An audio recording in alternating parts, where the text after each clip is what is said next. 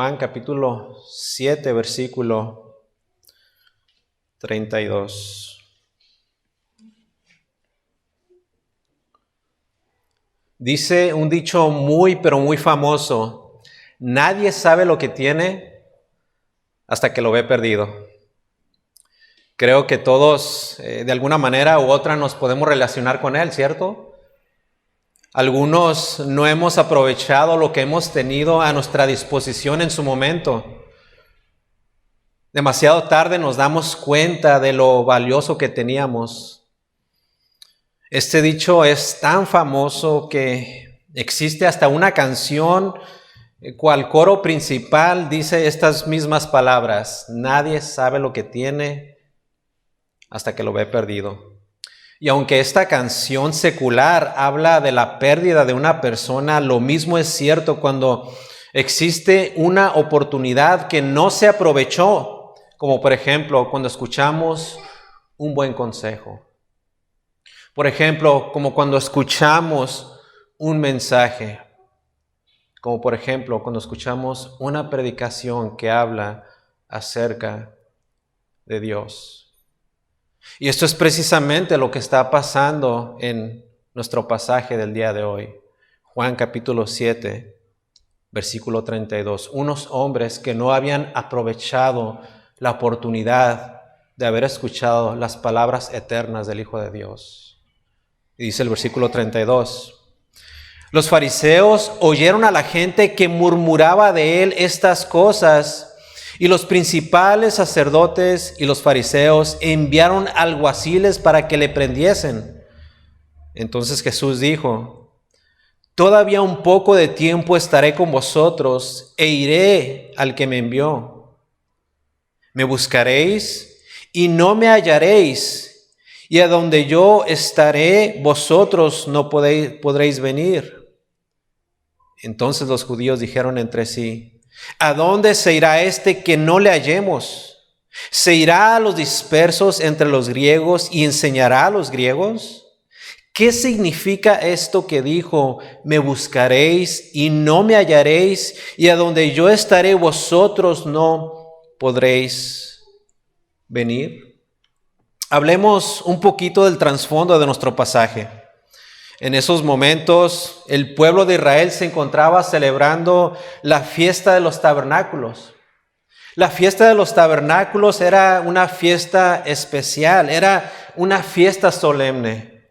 Esta fiesta era una de 3 fiestas celebradas al año por la nación de Israel. Esta no era una fiesta como nosotros las conocemos. No había banda, no había grupo norteño, no había taquizas, no había un barbecue. Esta era una fiesta que Dios les mandaba a los judíos observar. Esta era una fiesta solemne. Y la intención de esta fiesta era de que el pueblo de Israel conmemorara lo que Dios había hecho por ellos en el pasado. Que de esa manera ellos pudieran honrar a Dios, sin que ellos olvidaran las grandes bendiciones y beneficios que habían recibido de la mano de Dios. Aquella era una fiesta donde todo hombre varón básicamente estaba obligado a atender, pero antes de eso él tenía que hacer un peregrinaje, tenía que llegar a la ciudad y celebrar y recordar lo que Dios había hecho por Israel en el pasado. Pero en lugar de que todos los que ya se encontraban ahí en asistencia en esta fiesta, en vez de que ellos estuvieran en un espíritu de adoración, adorando al Dios verdadero, al Dios de las Escrituras, todos los judíos religiosos, la gran multitud, el grupo que se encuentra, si usted lee el capítulo 7 va a encontrar ciertos grupos, el grupo de Jerusalén, sus propios hermanos, el capítulo 7 empieza de esa manera, los hermanos incrédulos de Jesús. Y ahora los fariseos de nuestro pasaje y los principales sacerdotes, o sea, los miembros del Sanedrín, todos se pusieron en contra de un solo hombre. Esto nos dice mucho sobre la pobre condición de toda esta gente. Nos dice que no había reverencia por Dios. Nos dice que no existía en ellos el temor de Dios. Esto era evidente, ya que según ellos, siendo hombres religiosos y conocedores y expertos de su religión, al ver al Hijo de Dios, ni siquiera tuvieron la capacidad de poder discernir que Dios mismo ya estaba en medio de ellos.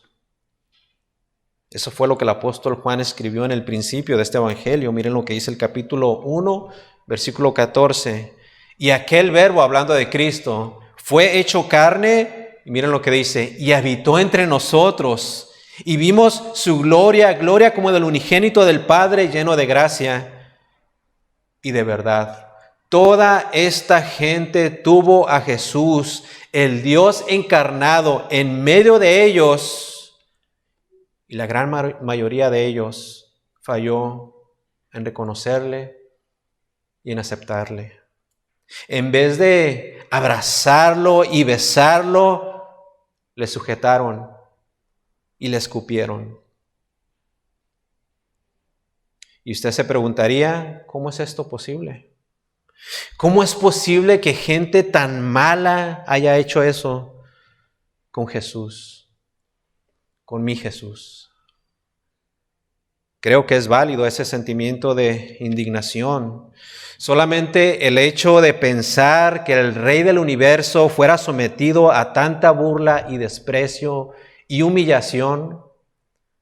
Sé que muchos de nosotros en estos mismos momentos daríamos aún la propia vida por defender a Jesús y a su causa. Y al leer porciones de las Escrituras tan reales y tan vívidas y tan palpables como esta, sobre la insensibilidad de hombres tan malos como estos, nos indignamos. Pero lo cierto, amada iglesia, lo cierto es que el día de hoy sucede exactamente lo mismo. Hoy hombres también malos y perversos rechazan y menosprecian y pisotean y se burlan de Jesús hoy mismo. Y tal vez algunos de ustedes han de decir, sí, pero no es lo mismo, porque hoy en día los hombres no han visto a Jesús así como los hombres de nuestro texto. Bueno, déjenme decirles que el simple hecho de que Jesús se haya presentado físicamente con un cuerpo no fue suficiente para que los hombres creyeran. No lo fue. Y no fue suficiente porque Jesús era un hombre de apariencia igual que la nuestra. El plan de Dios originalmente no fue presentar a Jesús con una cara angelical o de buen parecer o de atractivo físico. No. El distintivo de Jesús, lo peculiar de Jesús no era su apariencia, no era su externo, sino lo que su boca decía. Las palabras que él hablaba eran lo que lo definía a él.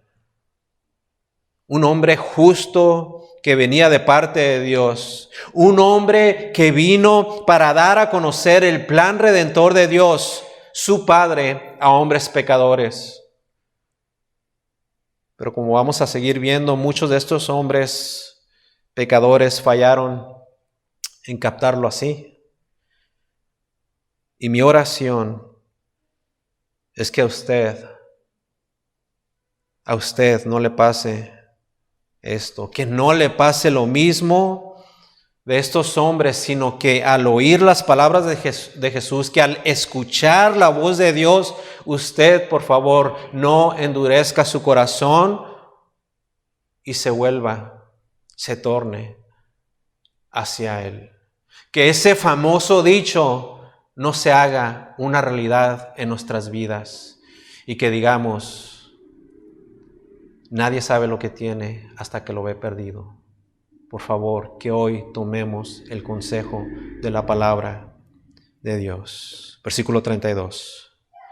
Los fariseos oyeron a la gente que murmuraba de él estas cosas, y los principales sacerdotes y los fariseos enviaron alguaciles para que le prendiesen.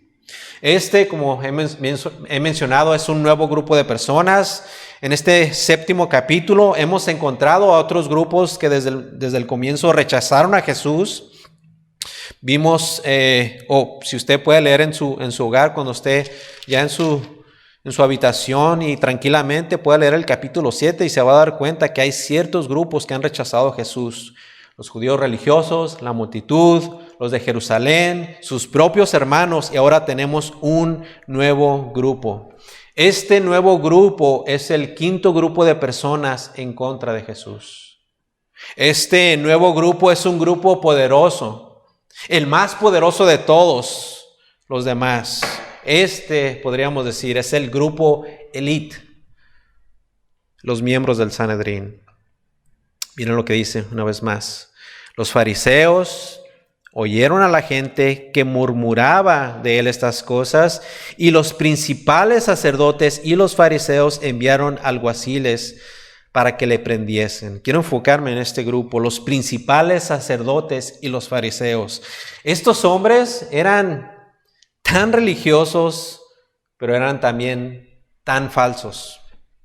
Eso se los hizo saber Juan el Bautista cuando, según ellos, venían hacia él para participar del ritual del bautismo en agua que él practicaba. Y miren la manera como Juan el Bautista se dirige a ellos. Miren cómo él les llama a este grupo elite, entre comillas. Mateo capítulo 3, versículo 7 dice: al ver él, Juan el Bautista, que muchos de los fariseos y de los saduceos venían a su bautismo, les decía: generación de víboras, ¿quién os enseñó a huir de la ira venidera? Miren cómo Juan el Bautista les llama raza de víboras. Otra versión dice: ¿quién les ha dicho a ustedes que van a librarse del terrible castigo que se acerca? Ahora, ¿por qué Juan el Bautista habría sido tan explícito en describirlos como una raza de víboras? ¿Por qué Juan el Bautista fue tan extremo? ¿Por qué tanto así? De nuevo, porque ellos eran tan religiosos, pero en su religión había mucha falsedad. De hecho, no existía nada bueno, no existía nada genuino, sino solamente pura falsedad e hipocresía. Ellos creían que realizar actos externos les daría el favor de Dios de alguna manera. Ellos pensaban que las cosas que hacían iban a atraer la mano de Dios sobre ellos. Pero Juan, así como supo discernir que Jesús era el Cristo, de que Él era el Cordero de Dios que quita el pecado del mundo, así de la misma manera Juan el Bautista también supo discernir a los falsos, especialmente los que se creían los más espirituales. Y los más espirituales son estos que vemos en nuestro texto. Versículo 32.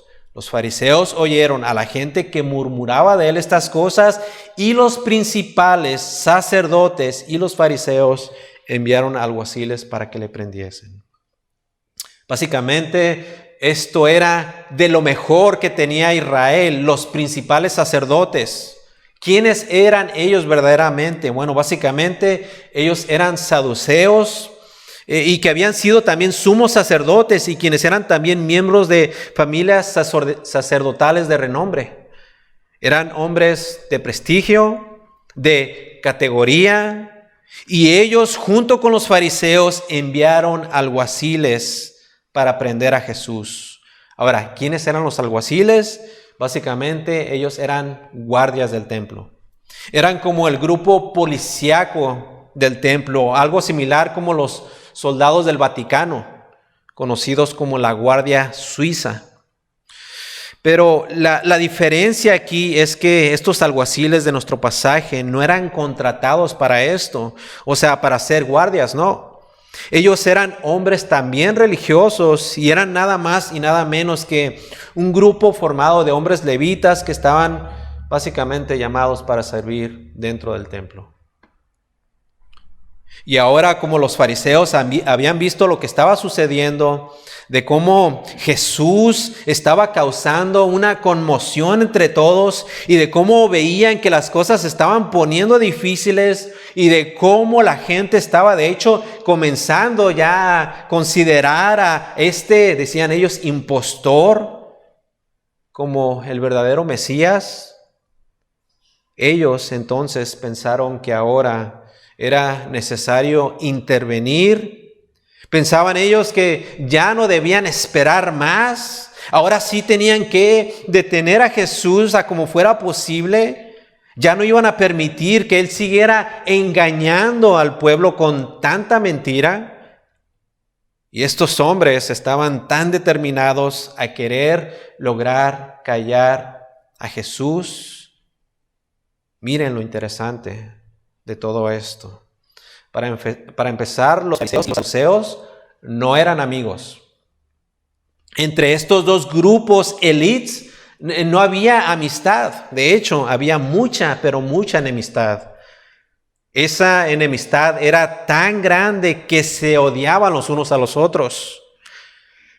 ¿Qué tanto se odiaban? Déjenme, les pongo un ejemplo práctico.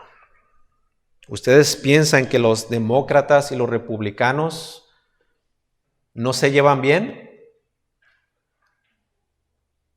Tome a los fariseos y a los saduceos y multiplíquelo por 100. Ellos no eran amigos. Ellos no se llevaban entre sí, pero aún así estaban totalmente dispuestos a unirse en su oposición común en contra de Jesús. Así que ellos, siendo enemigos, llegaron a un acuerdo, y de hecho ni el PRI ni el PAN jamás han llegado a tener un mejor acuerdo. Y es por eso que López Obrador llegó. Pero los fariseos y los saduceos sí llegaron a un acuerdo. El Sanedrín, este grupo poderoso, 70 hombres más el sumo sacerdote, votaron por unanimidad para parar, según ellos, de una buena vez por todas y aprender a Jesús. Así que enviaron a los alguaciles, enviaron a los policías religiosos y dijeron, vayan por aquel. Les dijeron, vayan y arréstenlo y tráiganlo. Un grupo poderoso, el Sanedrín, compuesto de diferentes grupos religiosos que no tenían absolutamente nada en común, excepto detener a como diera lugar al Hijo de Dios. Un plan malvado, pecaminoso y diabólico. Pero recordemos, y aquí está nuestra esperanza, recordemos que Jesús, siendo Dios en la carne, Él aún era soberano. Y aunque las malas intenciones de detenerlo estaban en los corazones de estos hombres malvados y pecaminosos, Jesús no lo iba a permitir. Esto es aún todavía. Y le responde de la siguiente manera, versículo 33. Entonces Jesús dijo, todavía un poco de tiempo estaré con vosotros e iré al que me envió. Miren lo que acaba de suceder. Imaginen ustedes esta escena. Imaginen a este grupo, el más poderoso en esos tiempos, mandar a la policía religiosa y detener a Jesús. Y miren la respuesta del Señor. Versículo 33. Todavía un poco de tiempo estaré con vosotros e iré al que me envió. Qué calma y qué serenidad con la que Jesús responde. Yo no sé usted, pero le aseguro que cualquiera de nosotros estuviéramos agitados, asustados y corriendo como locos. Pero Jesús tranquilamente le responde, todavía un poco de tiempo estaré con vosotros e iré al que me envió. Un poco más de tiempo, les dice, no queda mucho, solamente un poco más de tiempo que estaré en medio de ustedes para luego regresar a la gloria junto con mi Padre. En vez de estar asustado o tal vez enojado por la injusticia que quieren cometer en contra de Él, Jesús, con gracia, con amor, con paciencia, les dice, solamente queda muy poco tiempo. Muy poco tiempo para luego tener que irme. Y una vez yo cumpla con la tarea que me fue encomendada, dejaré este lugar y ya no más estaré con ustedes. Aquí Jesús estaba proféticamente refiriéndose al hecho de que en tan solamente unos pocos meses más, y de hecho durante la próxima fiesta que es la Pascua, Él, el Cordero de Dios, iba a ser sacrificado. Iba a ser sacrificado para después ser sepultado y después de 3 días resucitado y finalmente ascendería con aquel que inicialmente le había enviado. Y cuando eso finalmente suceda, les dice Jesús, básicamente, sería demasiado tarde. Demasiado tarde.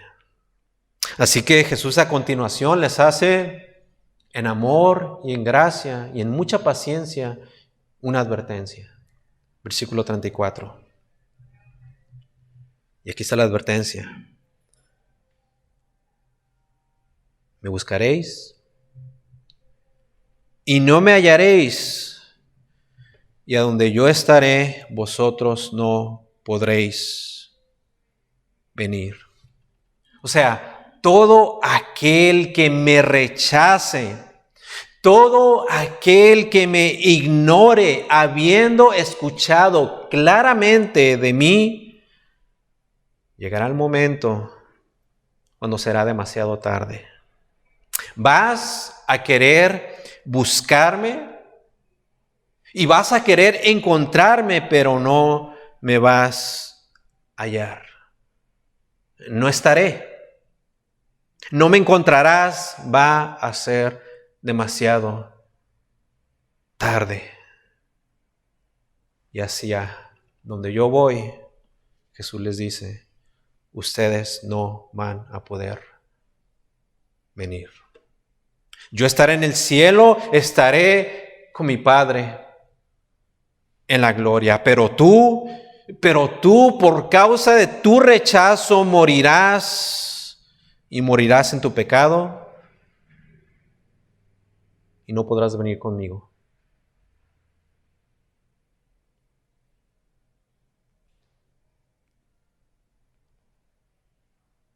En el capítulo 8, en el versículo 21, Jesús había dicho algo muy similar. Otra vez les dijo Jesús, yo me voy y me buscaréis, pero en vuestro pecado moriréis, y a donde yo voy, vosotros no podéis venir. Ese famoso dicho se materializó en las vidas de estas personas. Ellos pensaban que estaban haciendo el bien. Ellos confiaban en su religión, confiaban en su posición, confiaban en su autoridad, ignorando las palabras de Jesús. No sabían lo que tenían frente a ellos. Pero hoy en día, precisamente hoy se han dado cuenta. Esta misma advertencia, de hecho, no es nueva, se había dado desde los tiempos antiguos, desde el Antiguo Testamento. Dios sabía que el corazón del hombre abiertamente rechazaría al llamado de Dios de venir hacia él. El profeta Amos lo describe detalladamente en el siguiente pasaje, Amos capítulo 8, versículo 11, que dice, he aquí vienen días, dice Jehová el Señor, en los cuales enviaré hambre a la tierra. No hambre de pan, ni sed de agua, sino de oír la palabra de Jehová. Versículo 12, e irán entonces errantes de mar a mar, desde el norte hasta el oriente, discurrirán buscando la palabra de Jehová y no la hallarán. Amada iglesia, querido amigo, que hasta aún el día de hoy tú has rechazado las palabras de Dios. Llegará ese día, te lo puedo asegurar. Llegará ese día cuando te darás cuenta de que lo que has escuchado acerca de Dios, acerca de su Hijo y acerca de su santo evangelio será demasiado tarde. La advertencia es clara a lo largo de las Escrituras. En el libro de Proverbios, en el capítulo 1, en el versículo 24, dice: por cuanto llamé y no quisiste oír, extendí mi mano y no hubo quien atendiese, sino que desechaste todo consejo mío y mi reprensión no quisiste. Versículo 26, también, miren, aquí está la consecuencia.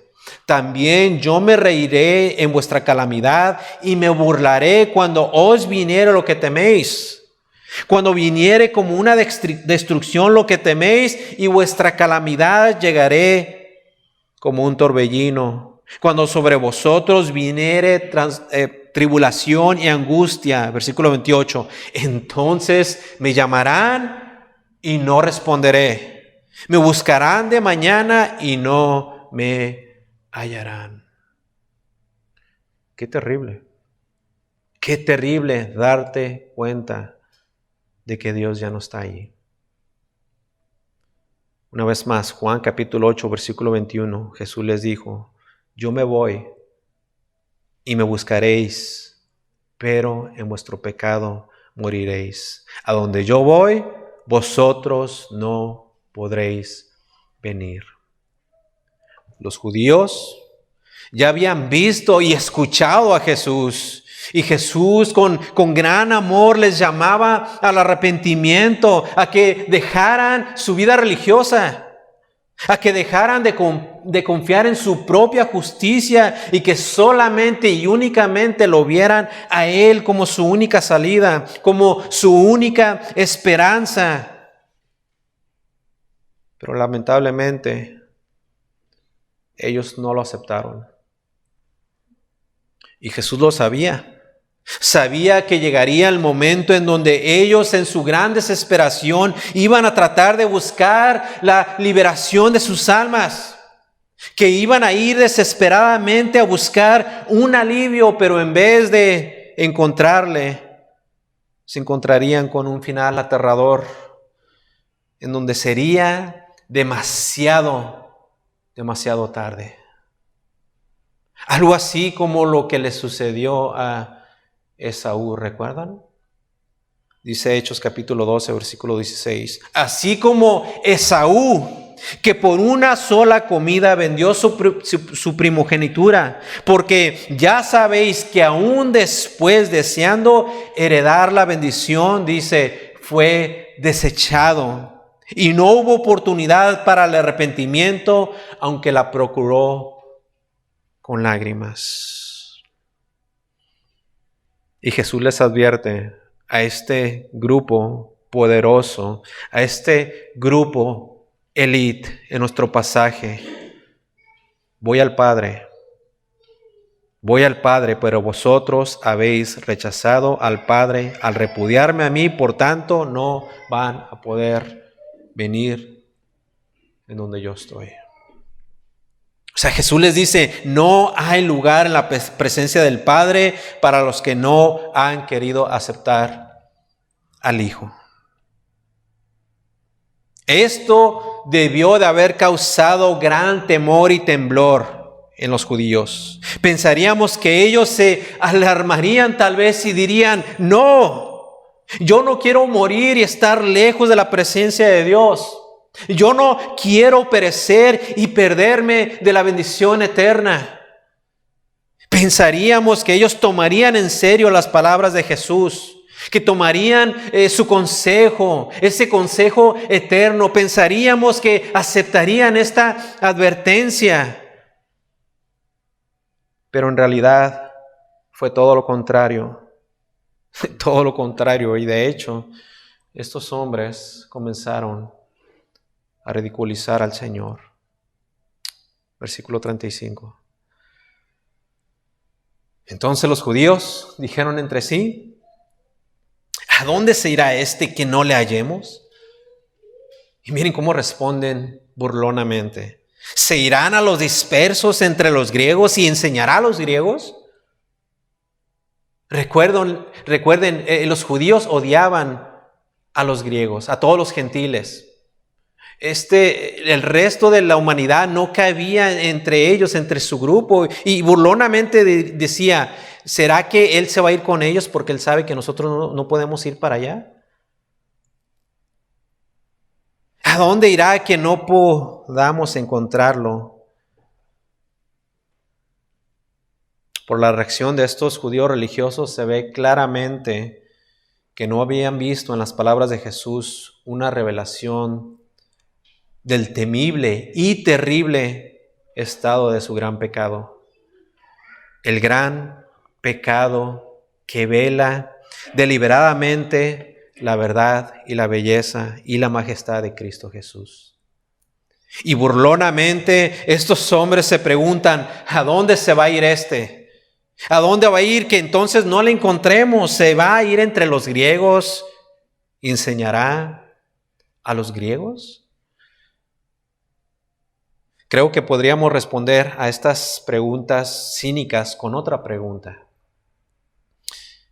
¿Era la intención de Jesús, después de su obra en Jerusalén, el ir a los judíos dispersos entre los griegos? Bueno, vayamos a las Escrituras. Acompáñenme a Hechos capítulo 8, versículo 1. Miren lo que dice. En aquel día hubo una gran persecución contra la iglesia que estaba en Jerusalén. Miren lo que dice: y todos fueron esparcidos por las tierras de Judea y de Samaria, salvo los apóstoles. Wow. Ahora miren el versículo 4. Pero los que fueron esparcidos iban por todas partes anunciando ¿qué? El evangelio. Y miren lo que dice la carta de Santiago. Yo se lo leo en el capítulo 1, versículo 1. Santiago, siervo de Dios y del Señor Jesucristo, y ese es el saludo, a las 12 tribus que están, ¿en dónde? En la dispersión. Y luego dice salud. Una vez más la pregunta: ¿era la intención de Jesús trabajar entre los judíos dispersos y cuando también terminara esta obra, empezar a trabajar entre los griegos? O sea, que estos judíos burlones y grotescos no se daban cuenta de que lo que decían en burla en realidad contienen una gloriosa profecía. De hecho, los griegos se iban sí a interesar por el evangelio. Y el día de hoy usted y yo lo podemos comprobar. Podemos salir a las calles, predicar este mensaje a todos aquellos que no son judíos.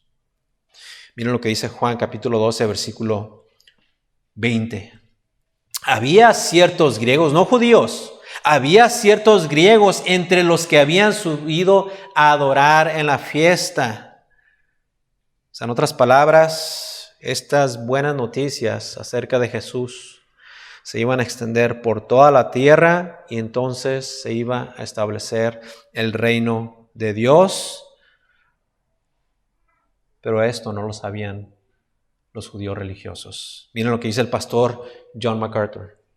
Irónicamente, fue por la ceguera espiritual de Israel con su rechazo al Mesías que el evangelio alcanzó a los gentiles sin interés en el judaísmo. Y esto lo podemos comprobar. Acompáñenme en Romanos capítulo 11, comenzando en el versículo 7.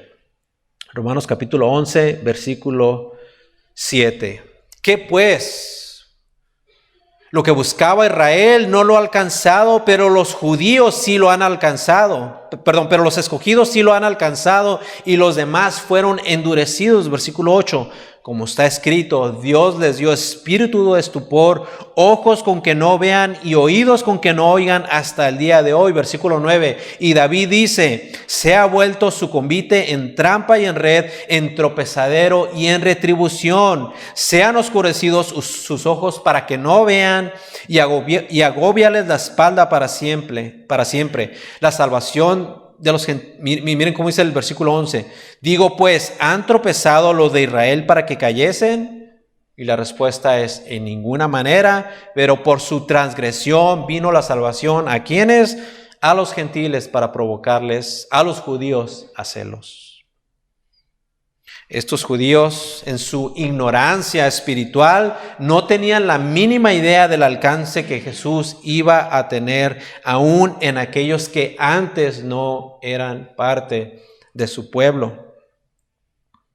Esto nos enseña que cuando la gente no quiere creer en Él, ni quiere hacer su voluntad y en su arrogancia desprecia la sencilla verdad de Dios, y como no quieren ver ni creer cuando se les habla con sencillez, Dios los confunde aún todavía más, no aclarando las cosas para que los que no ven puedan ver, o sea, los humildes, y los que ven, supuestamente los arrogantes, dejen de ver. Esto es lo que dice precisamente el profeta Isaías en el capítulo 6, versículo 10. Engruesa el corazón de este pueblo y agrava sus oídos y ciega sus ojos para que no vea con sus ojos, ni oiga con sus oídos, ni su corazón entienda, ni se convierta y haya para él sanidad. Esto parece ser a nuestros oídos algo severo, ¿cierto? Y en realidad aquí no se trata tal vez de una venganza divina, ¿no? Sino que como la persona simplemente rechaza y rehúsa aceptar lo que oye, el Señor viene con su poder y le enceguece aún más. Esto fue lo que le sucedió a estos judíos. A este grupo poderoso y religioso habían rechazado abiertamente al Mesías, y Dios en su soberanía enceguece sus ojos para que no vean más. Eso, querido amigo, eso no quisiera que te pasara también a ti.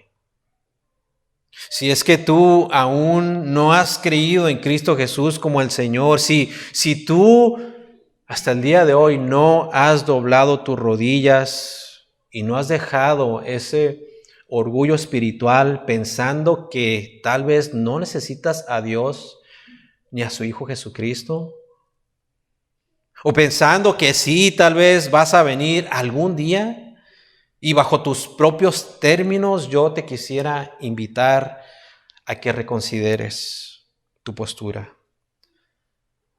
Porque si es que no lo haces hoy, va a llegar el momento en que va a ser demasiado tarde. Decía el salmista, no endurezcáis vuestro corazón, como en el día de Masá en el desierto, donde me tentaron vuestros padres, me probaron y vieron mis obras. 40 años estuve disgustado con la nación y dije, pueblo es que divaga de corazón y no han conocido mis caminos. Y dice el Señor, por tanto, juré en mi furor que no entrarían en mi reposo. Querido amigo, ven hoy. Por favor, ven hoy. No esperes más. Por favor, ven hoy a los pies de Cristo. Ven antes de que sea demasiado tarde. Que ese famoso dicho no se haga una realidad en tu vida. Hoy has escuchado acerca de las advertencias de nuestro Señor. Va a llegar ese momento cuando tal vez va a ser demasiado tarde y Jesús serenamente y con mucho amor y con mucho cuidado y con mucha paciencia hoy te dice, estoy aquí momentáneamente, por un poco de tiempo, pero va a llegar cuando no estaré presente más. Dice 2 Corintios capítulo 6, versículo 1. Así pues, nosotros como colaboradores suyos os exhortamos también a que no recibáis en vano la gracia de Dios, versículo 2, porque dice, en tiempo aceptable te he oído y en día de salvación te he socorrido. He aquí ahora el tiempo aceptable. He aquí ahora el día de salvación. Por favor, querido amigo, no esperes más. No esperes más y póstrate delante del Señor Jesucristo. Acepta sus palabras, cree en Él, pon toda tu confianza en Él. Deja de confiar en ti, en todas tus obras, por más buenas y justas que éstas puedan ser. La única obra aceptable es la del Señor. Porque la Escritura nos dice que Él fue sin pecado, pero por nosotros se hizo pecado para que fuésemos hechos justicia de Dios en Él. Ven en fe y en arrepentimiento. Confiesa todos tus pecados y póstrate delante de su presencia. Señor, gracias por tu palabra. Gracias, Señor, por este Cristo que ha venido en favor de cada y uno de nosotros. Esto oramos en el nombre de Cristo Jesús. Amén.